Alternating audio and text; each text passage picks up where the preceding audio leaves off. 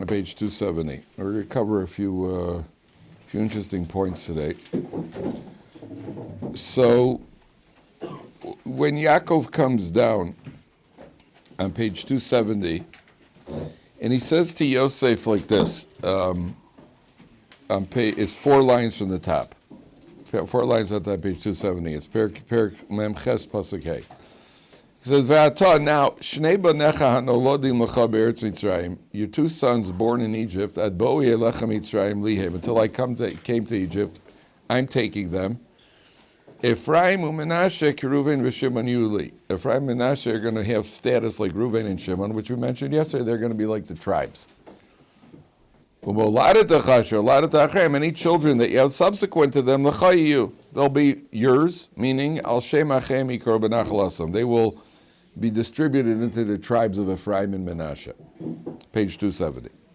So we said yesterday that Yaakov Avinu is going to upgrade Yosef. He's going to divide Yosef into 2 tribes, so that Rachel gets 3 instead of 2.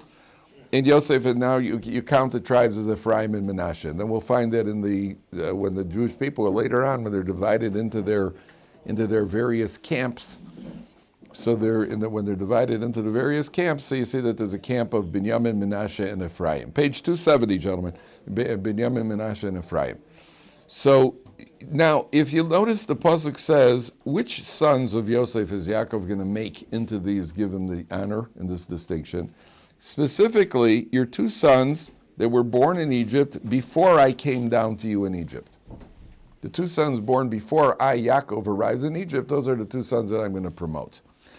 So, why is it that Yaakov goes and he mentions this emphasis on only the ones before he promotes? So, I want to show you something. And there's a pasuk, it's mentioned in Pirkei Avos actually, but the pasuk says like this. I think it's from Mishlei, from Proverbs, if I'm not mistaken. Ateres zekenim b'nei banim, the crown of the elders, meaning the grandchildren, the crown of the grandfather, b'nei banim are the grandchildren. V'tiferes banim, the pride of the sons, the glory of the sons, avosam is their father. So again, the pasuk says the crown of the grandfather is the grandchild. The pride of the child is his father.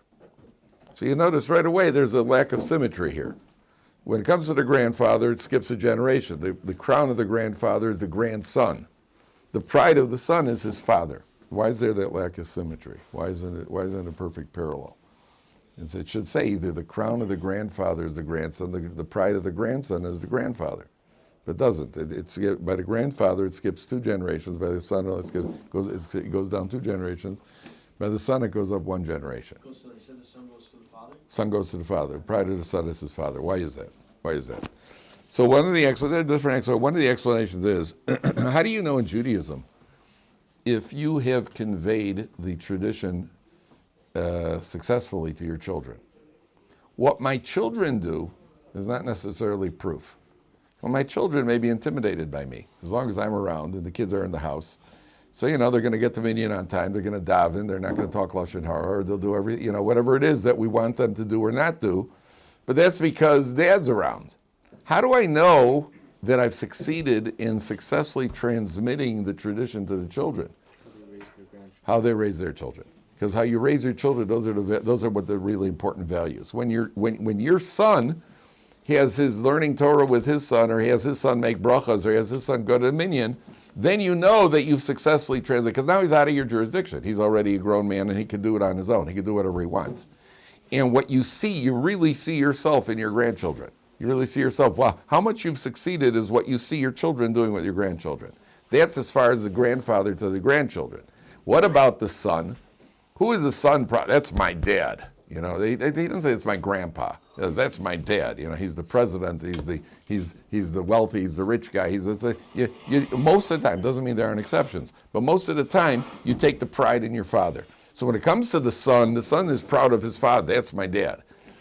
especially if your dad's got pull and he can get you the job you want. But when it comes to the grandfather knows that the crowning achievement is what you see in your grandchildren, because that's what your children are instilling. They've absorbed the Torah values. And that's what the goal is. The goal is to try to pass the values to our children in a way that they want to pass it on to their children, that the Torah should be meaningful to them, that they want to pass all these values onto their children. That's the idea. Now, so what does Jakov say? Jakov says, it's your sons. Here, Yosef's been off in Egypt all this time. He's been off in Egypt. He's been out of his father's jurisdiction. What's the proof to Yaakov Avinu that he succeeded with Yosef in those 17 years that he had him before he got sold? What's the proof to Yaakov Avinu? The proof is what happened to Yosef. What did he transmit to his children who were there before Yaakov ever showed up? The children who are in Egypt, subject to Egyptian influence, and they're in a home of royalty with all these important figures coming into the house and all the dignitaries and so on and so forth. Did they get swept up into that? Or did Yosef instill in them the values that Yaakov instilled in him? So when he sees Ephraim and Menashe are the ones that he has succeeded with, in spite of Yaakov not being there, that's a different level. That means that's what I say. The ones that are the ones that you have subsequently since I've been here, I don't know. You may be trying to impress me. It's interesting that people stay intimidated by their father, often even after they're married and they're on their own. They still feel a certain amount of submission to the father. So Yosef, what happens after I arrive, I can't tell you. What happened before I arrived, that's acid proof that what I've instilled in you, that's been transmitted. Therefore, Ephraim and Asher, he upgrades them to this to status of shotim. Okay. Now let's go back to where we were yesterday. So Yaakov is about to give the brachas, and Yosef brings them. We had two questions that we ended with yesterday. The first one is on page, back to page 272 now.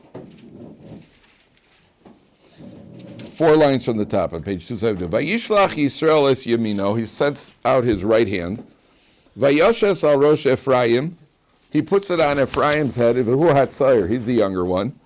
The smolo al rosh Menashe. Sikel es yodov.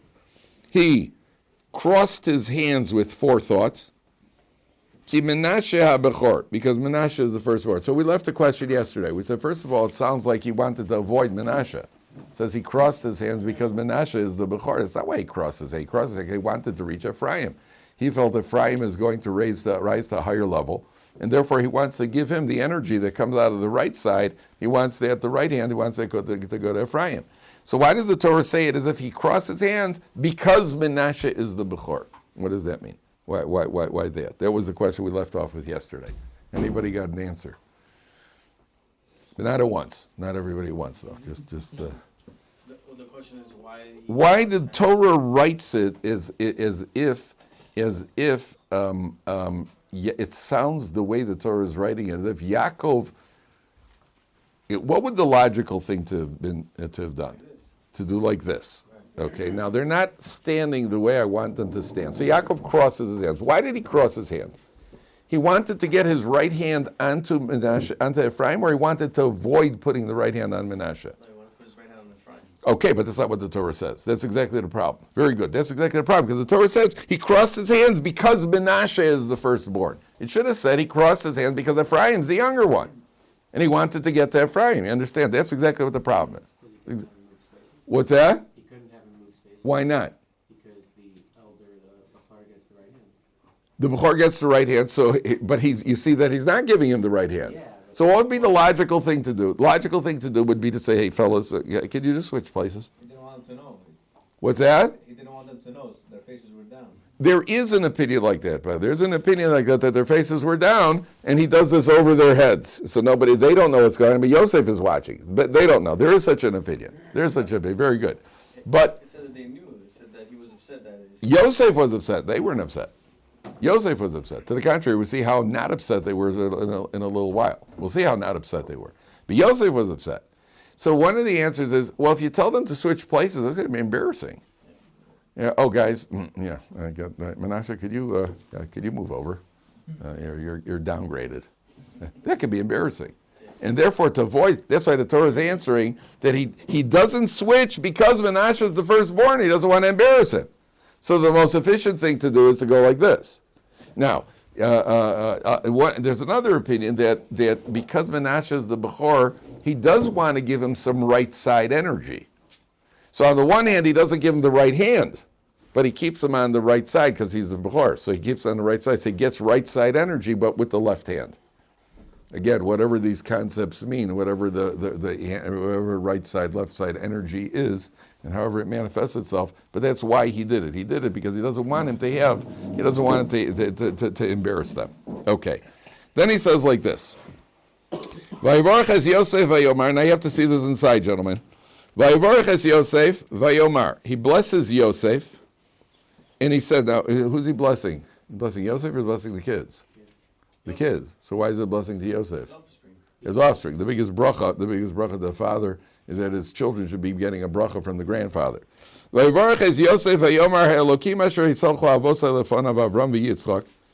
God who my fathers, Avram Yitzchak, walked before him, the God who has shepherded me, pay attention very carefully now, Me'odi, from my very inception, ad hayom hazeh, till this day. Now look at the word me'odi, gentlemen. God has been with me since my inception until today. Take a look at the word me'odi, gentlemen. Let's count the numbers. Mem is how much? 40. Ayin is 70. How much are we at? 110. Vav is 6. 16. Dalet is 4. 120. Yud is 10. 130.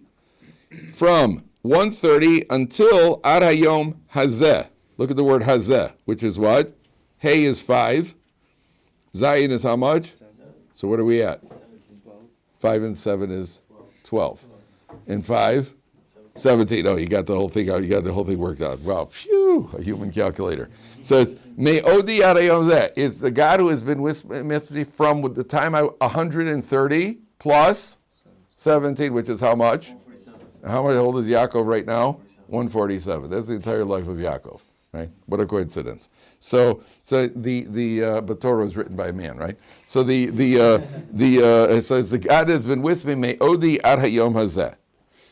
Hamalach hagol osi b'korah, the Malach who redeemed me from all evil. Yivarech hasanarim, shall bless the lads. V'karei v'hem shemi v'shem avosai Avram v'Yitzchak. And they'll call them by my name, in the name of my fathers, Avram Yitzchak, v'yidgu l'rov b'kerev haaretz. This is the one I want to get to. They shall be like fish in the midst of the earth. V'yidgu is a verb form. In English, one word, v'yidgu, has to translate that they shall be like fish. We shall, if we wanted to, we'd say they shall fishify. Right? We'll make up a word that it doesn't correspond perfectly. But my name, in the name of my fathers, should be called upon them. Number one, the biggest bracha to grandparents, biggest bracha to parents and grandparents, is when somebody sees the kid, says, hey, whose kid is that? Right? Whose kid is that? You see a kid davening in shul, a kid learning, or a kid helps a little old lady. Hey, whose kid is that? They should call my name on those children. Oh, that's Kaplan's kid. We're into science fiction now, but that's Kaplan. That happens, by the way. You know, I remember when my kids are growing up, your kid goes to play at somebody else's house. You know, my 10-year-old goes to play at somebody else's house. Then he happens to see the mother, or the mother calls my wife or sees my wife. She says, oh, you know, your son, you know, he's such a nice boy. He helped clean up, and he was polite, and you're looking at like, you got the right kid? You know, clean up. Clean up? This kid hasn't picked up a tissue his entire life, right? And he's so polite. You mean gluing his sister to the wall? That's what you call polite. You know, you're talking about outside the house. They make a good. Say at least outside the house, come back with something good. You know, let's hear something good. In the house, I know who you are. Don't worry, I know you better than they do. But outside the house, all of a sudden they're on their best behavior. They were cleaning up, really cleaning up. No kidding. The only thing they ever cleaned up at home is my wallet. So so number one, that my names, our names should be called. That's the biggest bracha, is that your name, your children, people should wonder. Sometimes it works the other way. Whose kid is that? Yeah, the kid running around the shul unattended, breaking windows. You know, whose kid is that? You know, where's the father? So that my name should be called. Okay, number one. Number two. Number two, v'yidgu l'rov b'kerev haaretz. They should be like fish. Now, let's go back for a second to Yaakov and crossing his hands. Why is he crossing his hands over? Yaakov's crossing his hands. Okay, so there's the idea that Rashi says Menashe is going to be great, but Ephraim's going to be greater. Menashe is going to have Gidon come from him. Ephraim's going to have Yehoshua coming from him. Joshua, who becomes the leader of the Jewish people after Moshe Rabbeinu. That's what the Medrash says. All these, yeah. I don't really understand what's the point of like putting the certain hand on the different child. Like, is there a significance about your Yeah. lifetime that I don't know? Yeah. There is significance you don't know about, significance that I don't know about. Apparently, when it comes to the brachas, there is some sort of energy, spiritual energy coming out of the right. And it's enough of a big deal that you see that Yosef, they obviously knew about it. That's why Yaakov did it. They obviously did it with forethought, because there is some sort. We don't know what a bracha is in general. What's a bracha exactly? You go to bracha star. We see in the Torah there's a big deal. Yaakov and Esav, there's eternal hatred because Yaakov stole Esav's brachas. How do you steal a bracha? What a bracha? The commentaries say what a bracha really is some sort of combination between a prayer and a prophecy and an indication of your potential. You can't give a bracha. You can't give a bracha to somebody who shall live. I give you a bracha, you shall live forever. Yeah, that would be a bracha. People would like that. Some people would like it. White Sox fans probably not, but others would like to live forever. So you give somebody a bracha. What is a bracha? A bracha has to do. It's very complicated. Whatever the bracha is. Some say the bracha is because you're helping the tzaddik to elevate himself. Because when the tzaddik gives a bracha, it's a form of prayer. So he's being elevated in the merit of you serving to elevate him. So there's some sort of bracha. But you also have to have that potential. If you give somebody, I give you a bracha, you should finish all of Shas by tomorrow. You can say amen all you want. You can say amen and sound firm for today till tomorrow. I can tell you it's not going to happen. There's got to be something. So apparently there is, and by the same token, there's an energy coming out that helps the potential in the bracha, whatever it is. I can't tell you more than that. So that's it. So what is the crossing of the hands? I have a friend, Rabbi Goldberg. Anybody here from Baltimore? Yeah. From Baltimore. Do you know Rabbi Goldberger in Baltimore? No, I do not. Okay, did they fix the bridge yet, by the way? No, they didn't fix the bridge, yeah. That's going to take some time, yeah. So it was the boat? The boat broke it, huh? They're probably a woman driver. So what do you call it? Do you know that El Al fly, there are women pilots? Do you know that? There are actually women pilots. There are women, I've been on a plane with her, she was a co-pilot. So you go, hello, my name is Lisa. And you're like, is there somebody up there? Yeah, has somebody named Bob? So so El Al actually had two women pilots flying a plane together, pilot, co-pilot. They're from Israel to Cyprus. So I guess they weren't taking too many chances, I contend that once they land, they probably need a man to help park it anyway. But whatever the case, the famous story of Woody Allen where his wife pulls up and he opens the door. He says, "Okay, I'll walk to the curb from here." So I don't know how we got into that. Yeah, so Rabbi Goldberger in Baltimore is a good friend of mine, and he said an interesting insight. When it comes to parents and children, when a child is born, you have his whole life planned out for the day he's born, and he is not going to repeat my mistakes. And he's going to be a superstar in all areas that you can name, he's going to make it. And then you might see that, your child isn't exactly what you were hoping for.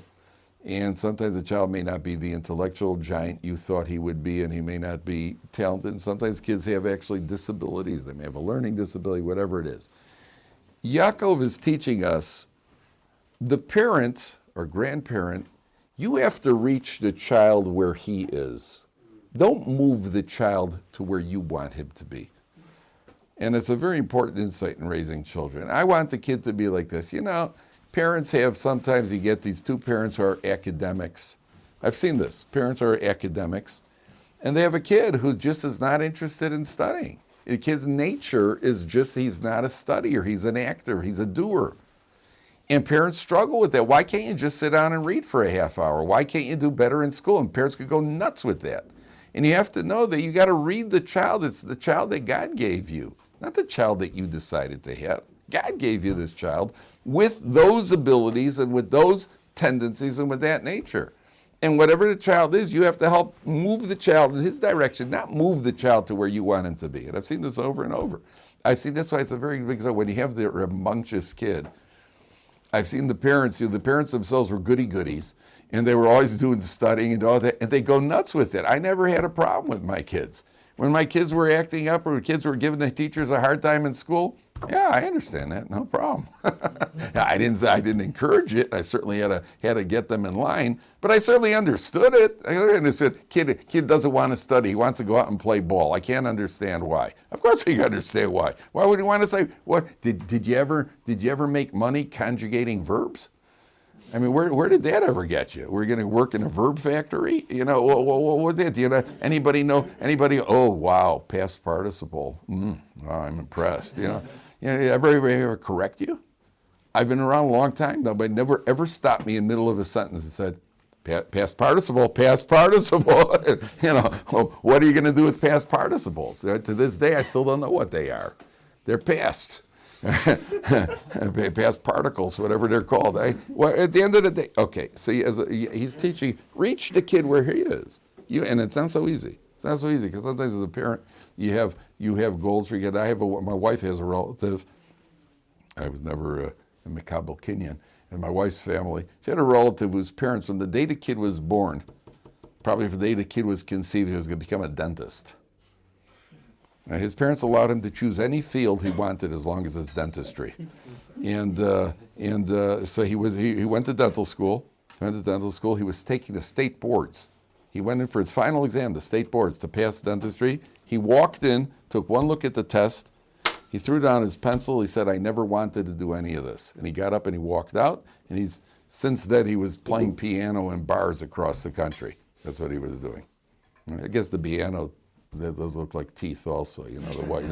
I guess the black ones are cavities, I'm not sure. At the end of the day, you force them, you force the square into the round hole, doesn't work.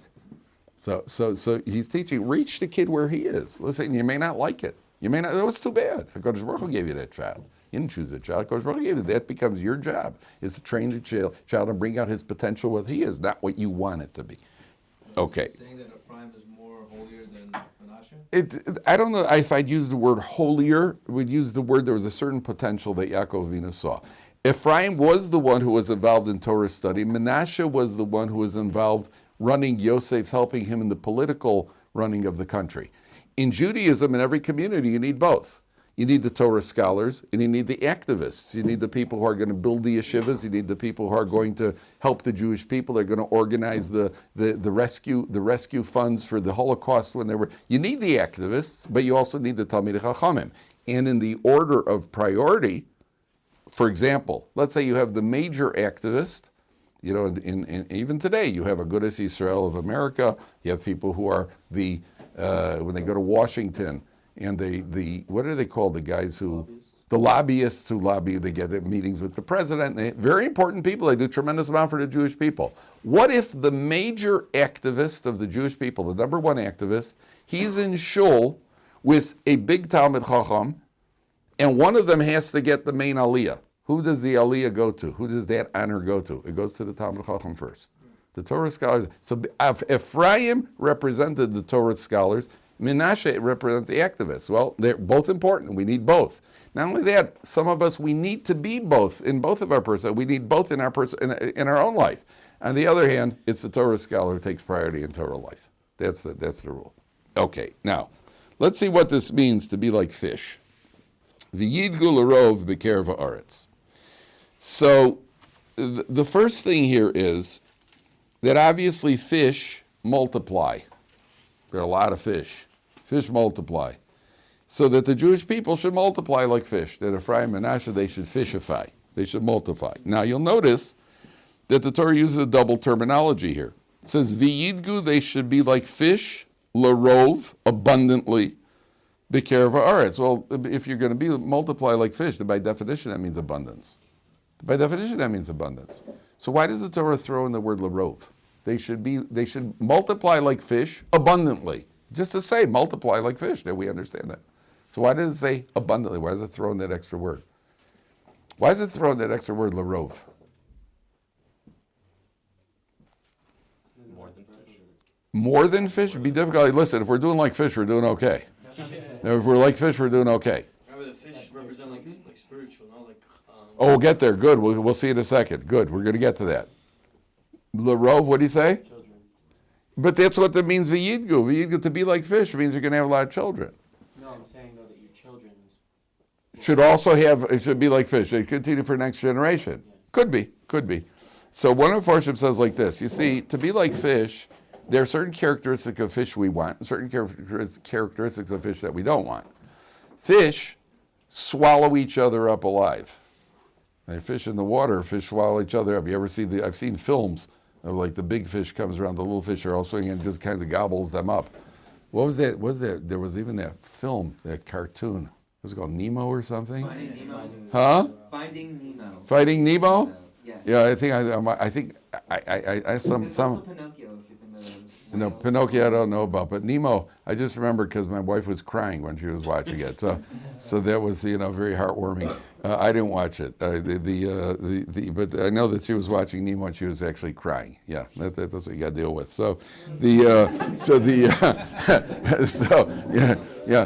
When the stock market goes down, then she's perfectly okay. Then when I can't pay the credit card bill, nish geferlach, have some chicken soup. Nemo, that they cry about. So the one of the ideas here is that the fish swallow each other up alive. We don't want that. We don't want people swallowing each other up alive. V'yidgu, they should be like fish larov when it comes to abundance. That we should multiply like fish, but the characteristic of fish swallowing each other, that we don't want. Number one. Number two, you should be bothered a little bit if it says where do fish live? In water. So it should say v'yidgu larov, they should be abundant like fish in the water. Why does it say they should be abundant like fish in the land? Fish on land is not a great thing. Fish on land, we want to be like fish on water, not fish on land. Why would I say they should be like fish, b'kerev haaretz? The answer is that's where we live. We live on land. And that even though we're surrounded, and even though we've gone through exile, and even though we've gone through all sorts of persecutions, but the bracha is that we should be like fish, even though we do live on the earth. Now, there is another idea here, and that is that this is, I think, is so central to us. I told you, I mentioned, I was once on the sleeve getting onto the plane in Los Angeles, and I get a tap on the shoulder. The guy says to me, "Hi, I'm the pilot." I was starstruck, and wow, the pilot. He says to me, "I'm the pilot. Can I ask you a question?" I'm on the sleeve. I'm walking onto the plane. He says, "I'm the pilot. Can I ask you a question? Are there Hasidic Jews outside of New York?" This was in Los Angeles. "Are there Hasidic Jews outside of New York too?" So I said to him, "Yes, there are Hasidic Jews outside of New York. Also, I happen to not be one of them. My black hat does not mean I'm Hasidic. But yes, there are Hasidic Jews outside of New York."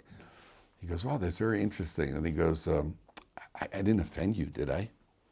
I've been a big mistake here because I said, no, not at all. I was the pilot. What I really should have said was, "I'm deeply offended, and if you want to avoid a lawsuit, you'll put me in first class for the entire flight." That's what I really should have said. So I wish I had that moment back. But I certainly realized, then my next thought was, I hope he knows more about flying the plane than he does about Jews. But I realized, they know nothing. They don't know what we're about. I mean, just imagine, you had the big grand Daf Yomi celebration in, what was the stadium called? Where's it called? Barclays. Not in England. Not in England. In England, Barclays in England. There's a Daf Yomi celebration. In England, you get 10,000 people. In America, real stadiums. What do you call it? The MetLife. MetLife say they had 100,000 people in MetLife Stadium. Who plays there? The Jets and the Giants. The Jets and the Giants. Jets. Yeah, it's called the Barclays They Center. both play there. What's called the Barclays Center? That where it was just a few weeks, like 2 months. That was the one in England. No. Barclays, Brooklyn, yeah. Oh, I apologize, because I know there's a Barclays Bank out of England, but okay. So is that what it's called, the Barclays Center? Yeah. Who, that's the MetLife is called the Barclays Center? MetLife is MetLife. Barclays were the Nets NBA Nets play. Oh, the Nets play. Okay, well, these are important things to know. So what do you call it? You got to know who plays where. So in MetLife, they had 100,000 people celebrating a Daf Yomi celebration. What are the non-Jews thinking? Why are 100,000 Jews celebrating the completion of a series of books? Could you imagine, like, there's the Harry Potter Siyum. They finish Harry Potter, you get 100,000 people in a stadium. So you can imagine what would go on in that type of celebration. There'd be beer, and there'd be, who knows what's going on. 100,000 people, not one beer was sold. Not only that, I mean, you imagine the guards, he had security people, non-Jewish security people. At a certain point, they started davening Mariv. So you got 100,000 people saying Borchu together. Borchu es Hashem, Amen, Yehei Shmeira. And all of a sudden the whole place goes silent. Right before Kriyat Shema. Havarech es Amo Yisrael b'Shalom. Amen. And there's dead silent, 100,000 people. These guys must have been looking around like, what just happened? Who died? They must have, what happened here? And all of a sudden, Shema Yisrael. And the whole thing is beyond them. Well, what are you doing, people? 100,000. There, we finished Encyclopedia Britannica. Mass stadium celebration. They can't even, what are you going to start explaining what a Daf Yomi is or what Gemara is? You'd have to recreate the world, go back to the time of creation to explain that. Imagine a guy walks into a Shabbos meal. Bunch of people, they're dressed up, they're wearing suits. Even the kids have their faces freshly scrubbed. For 5 minutes, the kids are tucked in, and they're sitting around the table, and everybody looks happy, and it's elegant. Like, wow, this is really, I heard about a girl once came to a Shabbos table. She was actually a secular girl, but a Jewish girl. She comes in, and they serve the first course, so they have like some fish and some dips and challah and everything else. And the women get up to start cleaning off the table. She gets up, reaches into a closet, takes her coat. She says, wow, thank you very much. That was really delicious.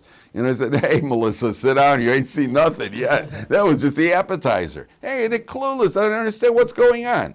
See, you're looking into a Jewish life. Now imagine, when you look at fish, I'm going to ask you a personal question now. Have you ever had a daydream of being a bird? Honestly. You can tell me the truth. We're among friends. Have you ever wondered what it's like to be a bird? I have. Yeah, especially when I'm stuck in traffic. And there are certain times where I've wondered, what's it like to be a bird? And every once in a while, if I'm sitting on the bus with nothing to do, and I'm just kind of, you might catch me going like this, I wonder if it would work if I had flaps. And I've thought about being a bird. If I had to choose to be any animal, I'd be an eagle for sure, because they're pretty untouchable. And they go pretty high. They move pretty fast. They're pretty untouchable. You can't catch eagles. They're pretty good. Be good to be an eagle, right? So a rabbit, not so much. An eagle, yeah. An eagle would be good. A llama seems okay. The llamas, they're pretty chilled. But an eagle, that would seem to be the best. Okay. Have you ever wondered what it's like to be a fish? I have. Not only that, I've imagined breathing water. And you know what happens when you imagine breathing water? You actually start coughing. This has happened to me in public. I'm not proud of this, I'm only saying. You're sitting there in a government office waiting for something. I wonder what it would be like to be a fish. You okay? Do you need some water? No, that's the problem.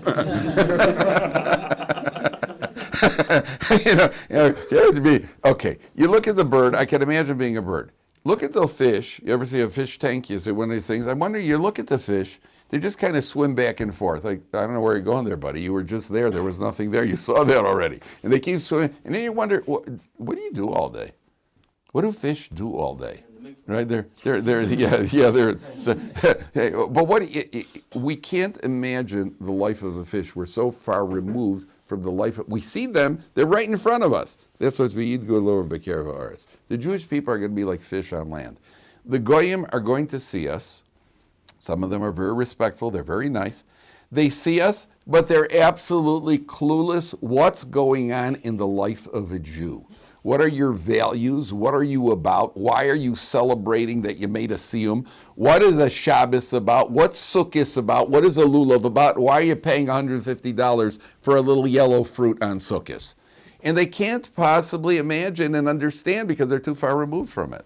At the end of the day, that's what we're going to be. We look like them, we sound, we have 2 ears, we have a nose, everything we look like, but we're completely different mode of existence. And that's what it means, V'yidgul Arov B'kerev Haaretz. They cannot possibly fathom what's going on and what Judaism is all about. And the only way you could possibly fathom it is to experience it yourself and live as a Torah Jew and understand what it is to be a Torah Jew. Do you know how many Goyim have had a problem with why you can't eat what they're eating? There's actually a rabbi in America. There's actually a rabbi in America who was there. He was speaking at a college. One of these kids said to him, "Is it true that Jews don't use knives and forks?" He said, "No, why do you think so?" He said, "Well, my mother always told me Jews eat differently than everybody else, so I figure you don't use knives and forks." He was also asked, why when somebody dies, Jews go into a cold, is it true when somebody dies, Jews go into a cold room? He goes, "No, why do you think so?" He says, "Well, I was told that when somebody dies, Jews sit and shiver." I'm telling you, they're absolutely clueless. There was a woman in Lakewood. Was in a shopping center, and there was an African American was there, and her kid picked up a candy bar, and she said, "Now, Andre, you put that down. It's not kosher." So Andre puts it down. So this from lady, she walks over. She says, "Hi, excuse me for asking. Are you Jewish?" She goes, "No." She goes, "Well, I heard you told your son that to put it down." It's not. She says, "Listen, I come in here all the time, and I see all the Jewish mothers, and they say, now, Jaime, you put that down. It's not kosher." And he puts it down. So I figured if it works for Jaime, it'll work for Andre also. So I told Andre it's not kosher. And she goes, "No, it's not a joke. That's a true story. It's not a joke." There's a guy who's a Rav, and a young lady, also an African American. She came up to him. She said, "Hi, you're a rabbi?" He goes, "Yeah." He goes, "Could I ask you to check my mezuzah?" He goes, "Your mezuzah?" She goes, "Yeah, I have some Jewish friends, and they said if you put this here mezuzah on your front door, you'll be protected. I live alone, and I put up a mezuzah, and they said that you have to check it every few years. You have to check the mezuzah. Could you check the mezuzah?" He goes, "Okay, you gotta see what's doing over there." So he walks up to her apartment, and sure enough, on the front door, she's got a big mezuzah.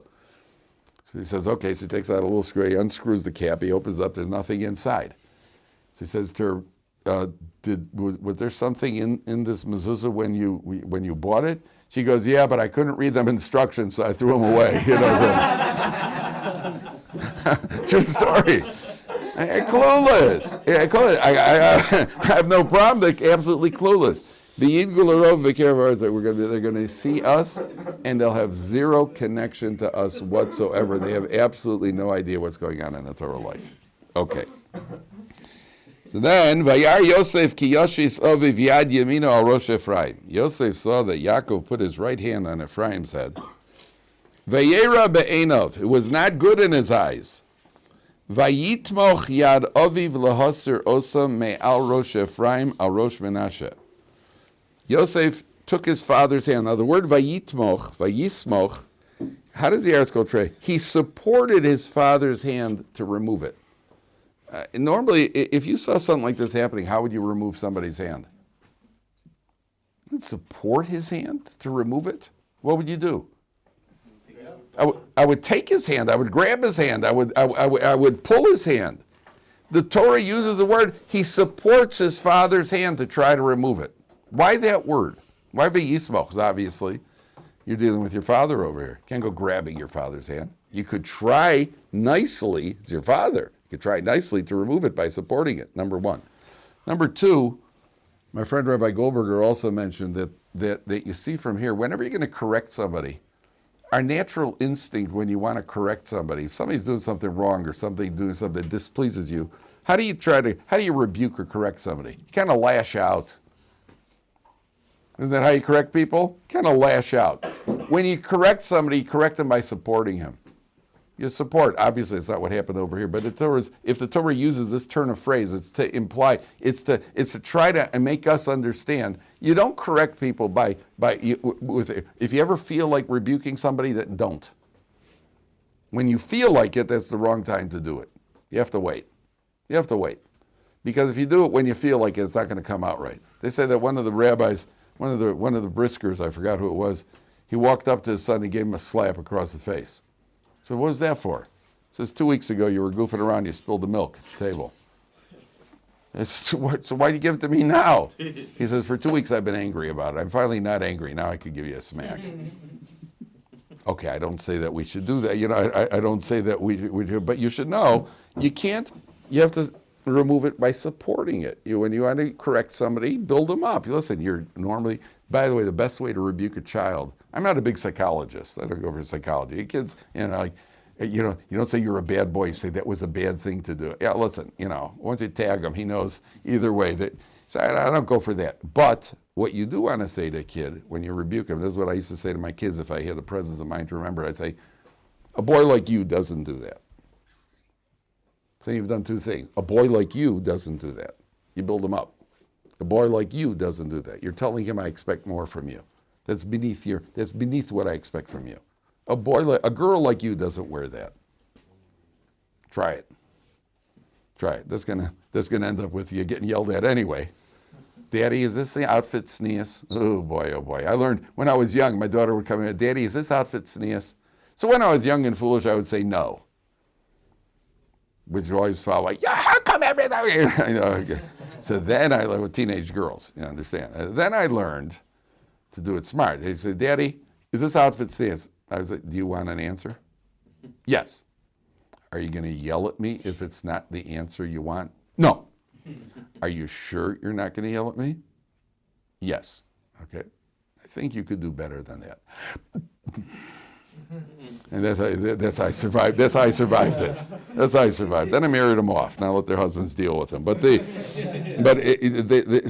the first thing Yosef is now. What does Yosef then say? Vayomer Yosef Eloviv lo cheinovi. No, my father. Ki zeh bechor. He's the firstborn. Sim yamincha al rosho. Put your right hand on his head. What's Yosef want? Why is Yosef upset over here? No, no. He doesn't want the same thing that happened with him. Exactly. If there's anybody who ever has experienced the consequences of promoting a younger son over an older son, who is it? Yosef himself. Actually, also Jakov. And Yakov too. Very good. You've experienced this and I've experienced. We know what's happened. No. You know the story with Marvin? Marvin comes to work one day. He's got bandages on both his ears. So a guy comes over, Mel comes over and says, hey, Marv, what happened? He says, last night I was watching the football game. My wife was standing behind me. She was ironing some shirts. And the phone rang. So I turned around, and instead of the phone, I grabbed the iron. I put it on my ear, so I burned my ear. He goes, oh, man. He said, so what happened to the other ear? He said, well, the jerk called back 10 minutes later. Sometimes people don't learn. Yeah. You did this one. You made the mistake once. You didn't learn the second time. So Yosef says, no, don't, Dad. No, he's the firstborn. Vayemayin aviv, his father refuses. Vayomer yadati b'di yadati. I know, my son, I know. What's the reason? Why does it say it twice? Because it happened to his brother. I know what happened to me, and I know what happened to you. I am well aware of it. Gam hu yela'am v'gam hu yigdal. He will be a nation, and he'll be great. Ve'ulam achiv ha'koton yigdal mimenu v'zaro yeh melo hagoyim. But his younger brother is he's going to outshine him. Now we'll look at the bracha. Do we have time? Vayevorchem bayomahu lemor. What do you mean? I know what happened to me. My brother resented it. I know what happened to you. Your brother. So why are you doing it? Vayevorchem bayomahu lemor b'cho yevorich Yisrael lemor. The Jewish people will bless you. Yisimcha Elokim ke Ephraim ke Menashe. God should make you like Ephraim and Menashe. That's the bracha we give our children on Friday nights. But which children do we give that bracha to? To the boys. What's the bracha to the girls on Friday night? Shem should make you like Sarah, Rivka, Rachel, Valeah. Now, what would you think is the bracha we would give our children? If we're already going to give the children a bracha, you should be like somebody in history. Who would we give the bracha? Be like Avraham, Yitzchak, Yaakov, Moshe, and Aaron. How did Ephraim and Menashe get into the picture here? And not only that, we give the daughters the brachas of the mothers. So why are we giving them the bracha of Ephraim and Menashe? They grew up under the Egyptian ruling, and the fact that they still grew up as Excellent. That's one of the answers. One of the answers is that they grew up away from everybody else and they still made it. And that's a bracha we give our children, that the external environment should not affect you, number one. But number two, this goes back to Yadati B'di Yadati. Why isn't Yakov worried about it? He's not worried. I know what happened to me. I know what happened to you. But we never find any backlash from Ephraim being put ahead of Menashe. We never find Menashe trying to kill him. We never find Menashe jealous. And that's ultimately the bracha that we give our children, that there shouldn't be any sort of sibling competition, sibling rivalry. That they should be like Ephraim and Menashe. That's the bracha that he gives that over here. Therefore, Yaakov is confident that I could give them the bracha, that I could do this in spite of what you and I have been through. What do you say? Did Menashe know that Ephraim got the blessing? Yeah.